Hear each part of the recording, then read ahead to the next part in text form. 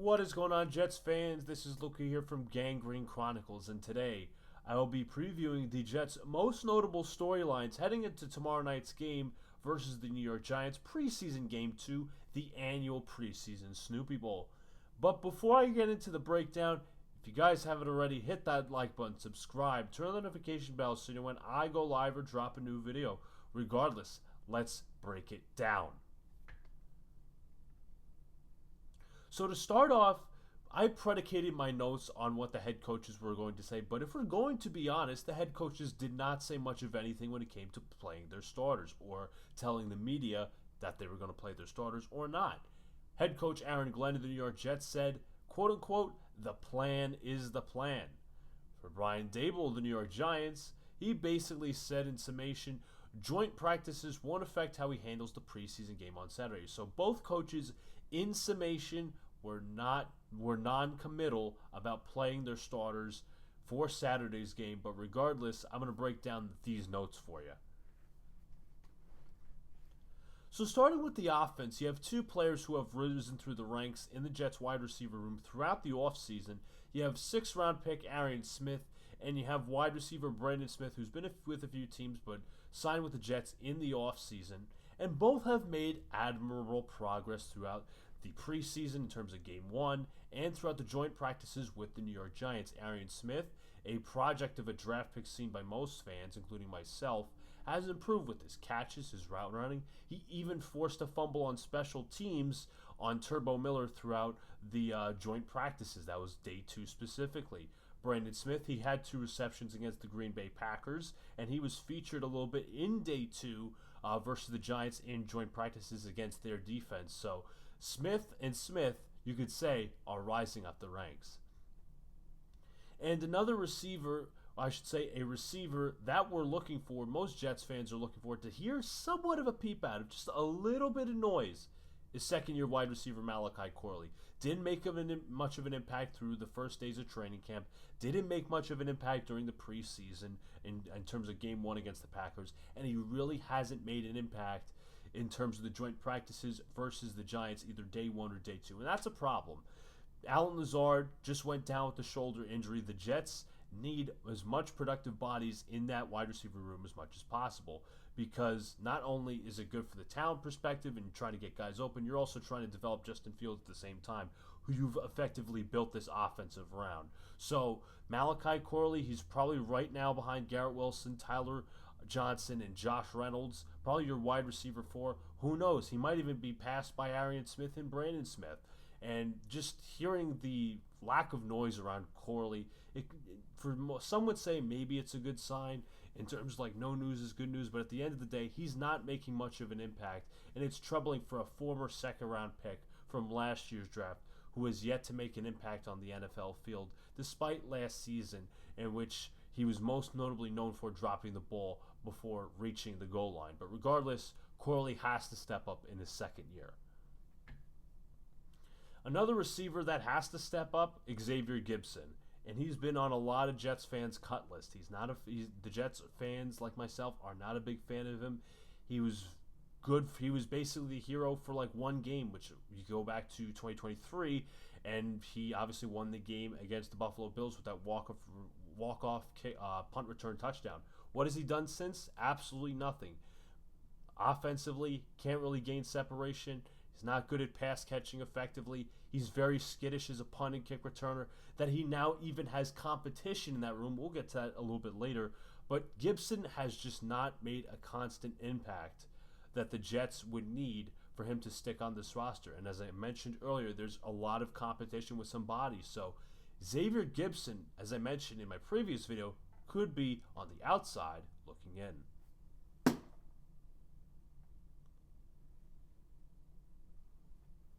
Moving to the tight end room, Mason Taylor's finally healthy, and I'm definitely excited to see him against the Giants. He missed a couple of games. I believe it was like a leg injury, if I'm not mistaken. I shouldn't say not a couple of games, and a couple of practices. But Justin Fields, I would think, besides Andrew Beck, Mason Taylor would have to be his favorite tight end, and who's going to go to most often as his safety blanket, and especially through vertical routes and going up the seam.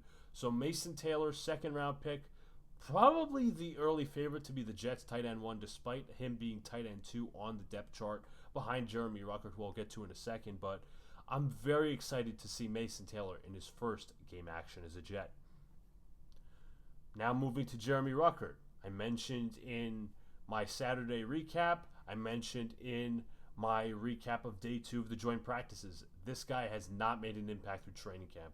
And if it's even through the preseason as well for the game 1, even the joint practices, throughout all throughout all those periods, he's not made a positive impact.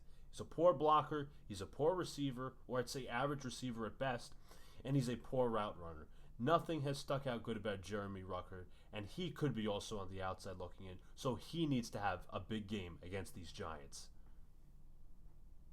And another player I'd like to see him get involved more, and he's most likely going to stick on the roster, is Stone Smart. He actually had one reception last week against the Green Bay Packers, and the only reception, as a matter of fact, was a tight end screen for a touchdown. So I'd like to see if the Jets can get Stone Smart open and then a little bit more of space. I know the Jets were mostly stuck with the ground game last week, but if they could really get into that passing attack a little bit, I'd like to see Stone Smart as one of their featured tight ends and receivers. Moving to the offensive line, this was a big story throughout the Jets-Giants joint practices. It was Olu Fashanu and Armand Membu kind of having struggling practices versus the Giants' top edge rushers. Kayvon Thibodeau, Brian Burns, Abdul Carter is a complete, just phenomenal player, and he's a force to be reckoned with. But I just want to remark on something, too.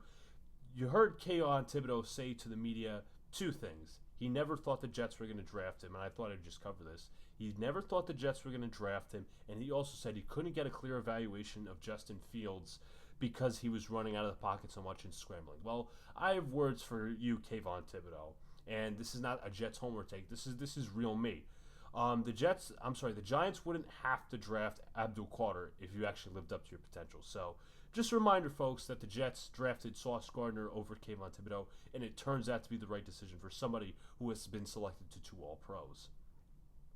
Moving back off that tangent, Olu and Membu are going to have some strong game reps against these edge rushers. The Giants are a vaunted front. That's the most ferocious part of their defense is their front 7. And obviously, Membu, a rookie, Fashanu, a second-year player, they're going to have a lot on their plate in terms of a learning curve. Fashanu has showed some good things last season, but this will be a real test for the first part of the preseason. Live game action with referees, all that against the Giants' defensive front. How will these two play? I will definitely have my magnifying glass on them. Moving to the center battle, Josh Myers struggled this week against the Giants. Joe Tippmann was a little bit better, but he also struggled with snaps. We're going to see week 2 of this center battle between Josh Myers and Joe Tippmann. But it's also going to help that John Simpson, the Jets' starting left guard, a projected starting left guard, is returning from injury and looks to be playing in this game. So likely we will either see Tippmann or Josh Myers starting at center with the ones to open the Giants game. Moving to the defensive side of the ball, I'm really intrigued to see what Jay Tufele can bring this week. He impressed in the Giants joint practices. He impressed in game 1 against the Packers. He had 1.5 sacks and I believe a fumble recovery as well. Quinnen Williams is coming back, which is a very good sign for the New York Jets, but he'll need some help at that DT2 spot. Byron Coart, I believe, is still hurt if I'm not mistaken, but Tufele, with guys like Leonard Taylor, are going to have to really prove themselves. But Tufele, safe to say, has been the front runner for the Jets' defensive tackle 2 spot. And one more question I have regarding the Jets' defensive line. I don't think it's going to happen, but I'm wondering if the Jets are going to play Jermaine Johnson just for a little bit. He was recently activated off PUP, but in my likely scenario, I don't think the Jets will play JJ, and it's the smart decision not to do so. Moving to the cornerbacks and the safeties, Sauce Gardner, he's going to be out this week. I believe he has an ankle injury. You don't want to mess around with those, so the Jets are going to smartly play on the safe side of caution. But I'm even with the Giant starters or without the Giant starters.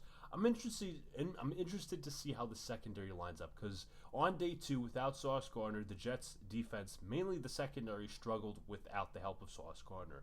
Brandon Stevens, there's going to be a lot of pressure on him this season as the cornerback 2 for someone who did not play well in his contract year. Azariah Thomas, he could be making his debut as possibly the cornerback 2 with Stevens bumped up to cornerback 1.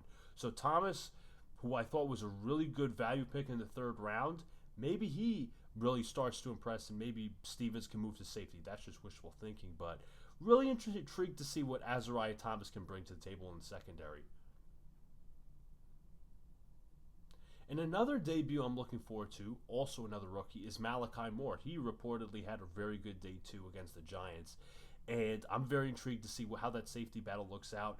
Tony Adams is still there. Andre Cisco was signed this offseason, but if Malachi Moore, let me just say this about Moore, he's really seen as a high IQ football player, a very good fundamental tackler. I'm very interested to see how Moore makes an impression among the Jets coaching staff in live action for the first time. So he's another player I'm keeping my eye on in the secondary.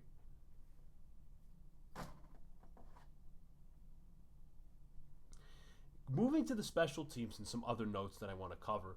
We're going to look at the Harrison Mevis, Nick Folk battle. Nick Folk, I believe, in day 2 of the practices between the Giants and the Jets, 6 for 6 with 2 field goals above 50 yards. And Folk seems to be winning that battle as the reunited Jet. Harrison Mevis, who they call the thicker kicker, has had some good practices, but he has not quite matched the performances of Nick Folk. And Harrison Mevis, I believe, was perfect on field goals and extra points in the first game against the Packers. But I'm very interested to see if Mevis can continue to have solid performances. Maybe the Jets do play Nick Folk on Saturday. Who knows? But the kicker battle is something to keep an eye on.